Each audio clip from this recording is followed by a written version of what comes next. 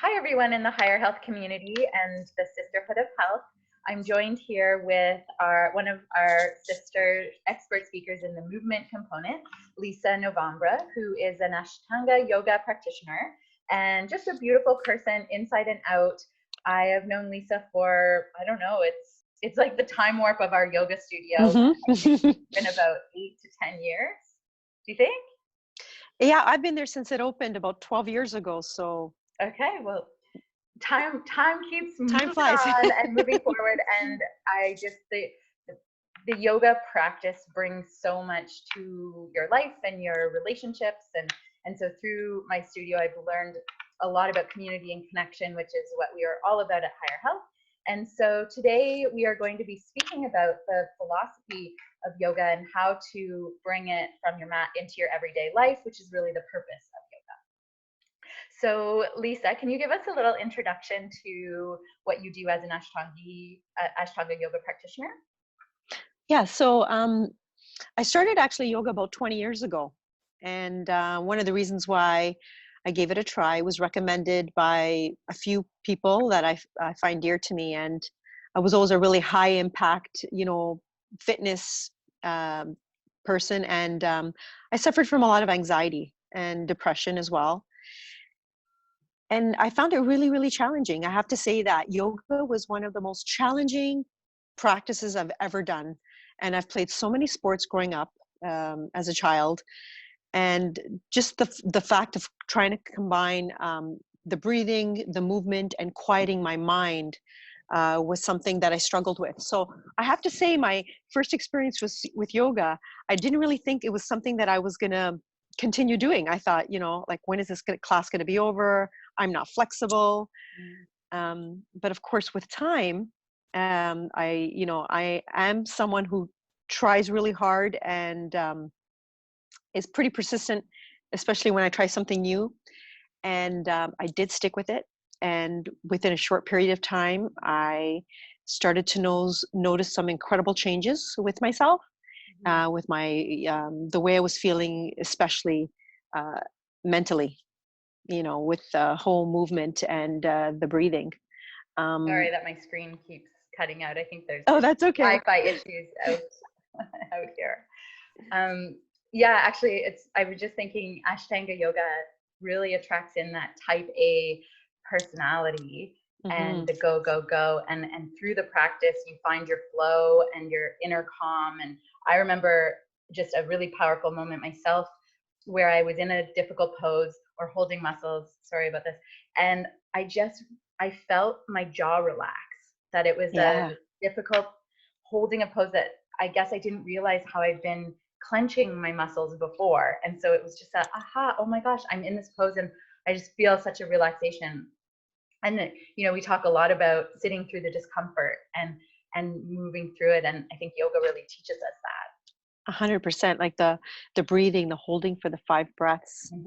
But what I particularly love about Ashtanga yoga is because my mind was always racing and I was always in a million different places at once. The fact that it was structured and we were following a traditional method, and as you know, because you practice with me, we follow a set sequence of poses and we repeat them. Like, for example, the Sun Salutations that we've brought into the sisterhood. It's truly the foundation to the practice, and it's where I put my most effort. And I find that if my mind is racing and I'm not focused, we typically do 5 Surya Namaskar A's and 3 Surya Namaskar B's, which is the Sun Salutation A and B. I find that I'll do more. If I find my mind is racing and I don't feel focused, I continue, I do a few more, I listen to my breath. Every movement, every breath is accounted for. It just becomes meditative as you're moving, and the repetition of these sun salutations, I can feel after the second or third, my body's starting to open. I can feel that my mind starts to slow down with the racing, and then as I hold for those 5 breaths, I'm actually feeling my body. And as I breathe 5 breaths, I give myself those 5 cues. I sort of almost communicate with myself with my breath and to what I'm feeling, and it feels truly amazing. And you know that because I see you every morning at practice. So even if I yeah. don't see you, I see you. We're all connected. Yeah, our teacher always says, see you tomorrow. And even if See you you know we're tomorrow. not coming the next day, we'll see you tomorrow. And I know you're practicing, so virtually I can feel you. Yeah, no, it's We're true. all, And right? it's such an awesome community. And, you know, even in the sisterhood, it's amazing to see Sandra as one of our mindset experts, and just some of the other members of the community, and Higher Health And is its Janice, own yeah. community, and we're just all connected. So it's really beautiful. I know for my history too, I used to do gym yoga, where it was choreographed to music, and it was amazing. I loved it. And then through Ashtanga yoga and our practice and our teacher, I guess, I learned to let go of the counting. Like the counting is not in your head really, it's in your breath. Whereas gym yoga, it was very much more superficial, I guess. Still great, but our practice just gets us deeper in. And I love that we have a lead practice every week, but on the day-to-day, we're all going in, we're all doing our practice at different times, but we have the same sequence. Yes. And so that rigidity of that same sequence is what sets us free. That you have an order and you follow that order. You do things that maybe, you know, some poses you won't like, but you still do them. You don't skip ahead. Absolutely. And, yeah. So tell us so we're going to talk about bringing our yoga practice off our mat into our everyday life. And what's like a big aha moment of how it's impacted your life? You took the words right out of my mouth. I was just going to say that. Okay. Well, I love it because you feel me. And I feel that with the practice, because it's a set sequence and we work on it every day, it parallels our life, if you think about it, because life isn't easy. And it teaches us a lot. It teaches us a lot about ourselves. And what I notice is what I have every day at home with my family and with my children, I bring it onto my mat. And sometimes if I'm struggling in my life, personally, I feel the struggles on my mat. And I have had a lot of that aha moment is being able to let go and acceptance and approaching things in a more calm manner. Like as a person, I have changed. I've done like a 360, changed 100%. I was that initial person, high energy, reacted right away. I have to fix this right away. I have to jump in and do something right away. And I'm not saying that that's completely changed, but the way I handle things, I'm learning to take a step back and not put so much pressure on myself and breathe and sleep on things before I react.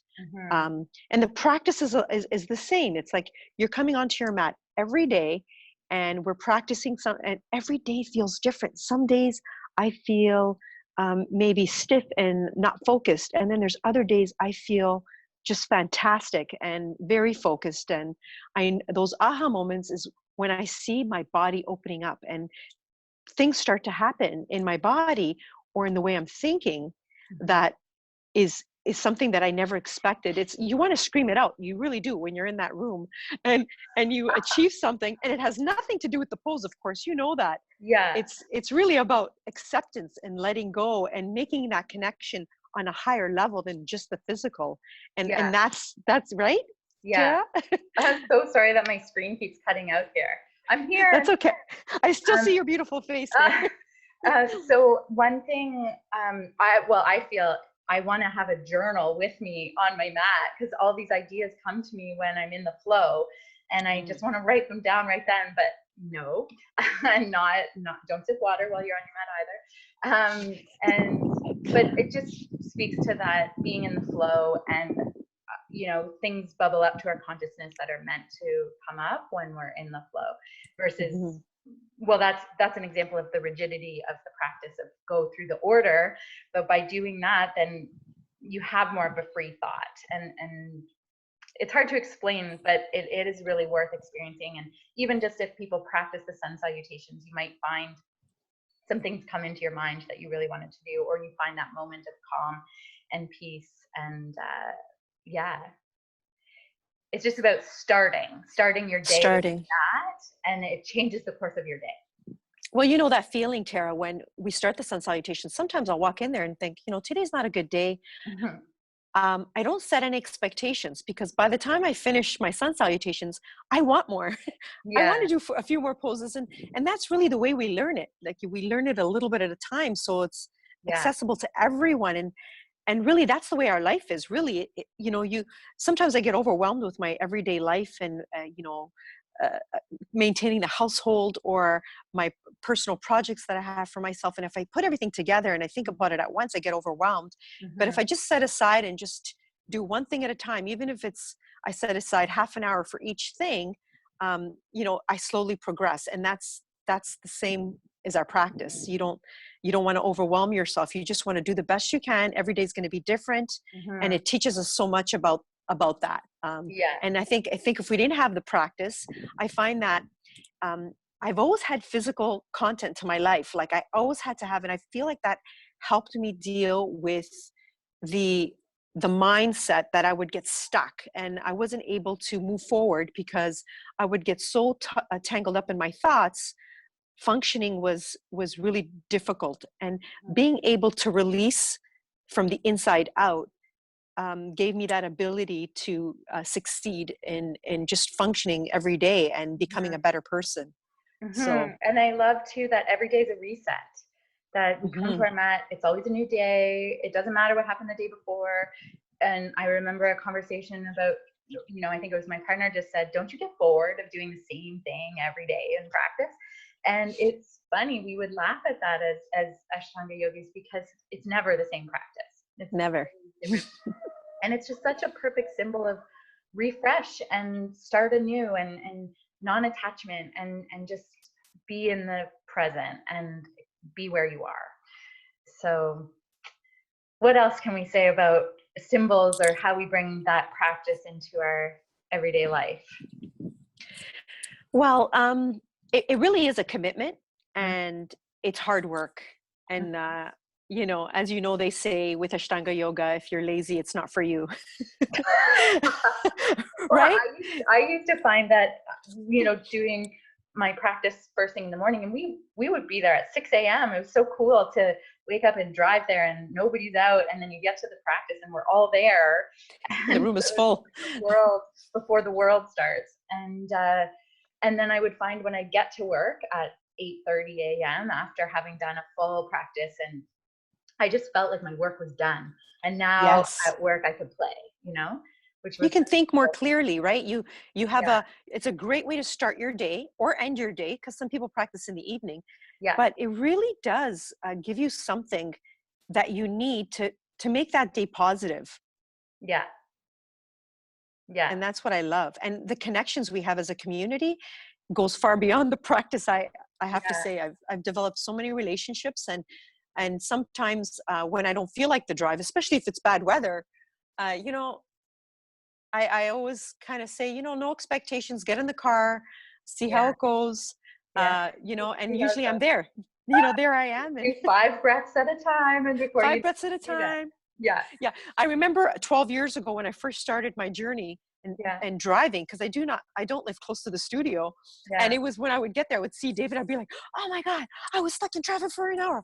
I feel so stressed out. And now it's like, I just walk in, when I get there, I get there. Yeah. So what's the rush? Yeah. And we were talking about, oh my gosh, the thought was just in my head and I lost it. I think I know what you're going to say. Okay, tell me. I think I know what you're going to say. Well, the connection I make with the students in the room. Yes. And how you see their stories. I do. We're together, you and I. We are. We're connected.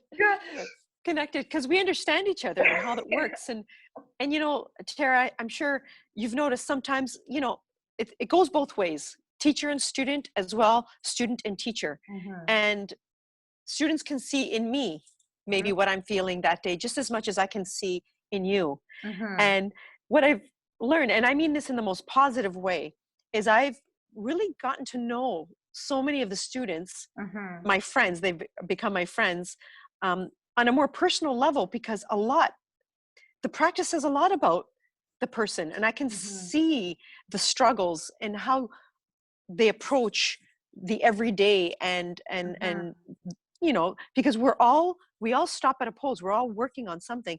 I know what we're, you know, people say we get bored, but as you know, as I know, we're always working on something. So we never really kind of like hit a block where, okay, there's nothing more to learn. There's always more to learn. Right. And it's you know, so amazing when you do a pose that's like Marichasana D. I never thought I'd be able to do that one. And that's in the beginning of the practice. And yeah, it's just slowly practice and practice. You get it. And when you get it, it's such a good feeling. It's just a, you know, and it's an amazing feeling. It's also all the practice every day, getting to your mat.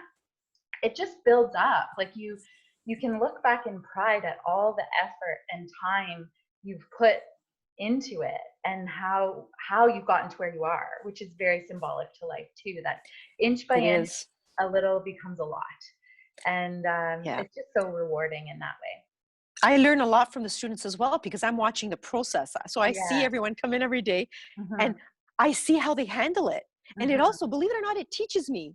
It teaches me as well, because I see so many different approaches and different ways of bodies moving, because all our bodies are different, and how, you know, so it really is the energy, positive energy in both direction. And sometimes, you know, it's the vulnerability, like it's a different level, it's a deeper level of compassion and acceptance and support that I want to give to students. Well, and people need to be accepted, and so you really hold the space for people to be.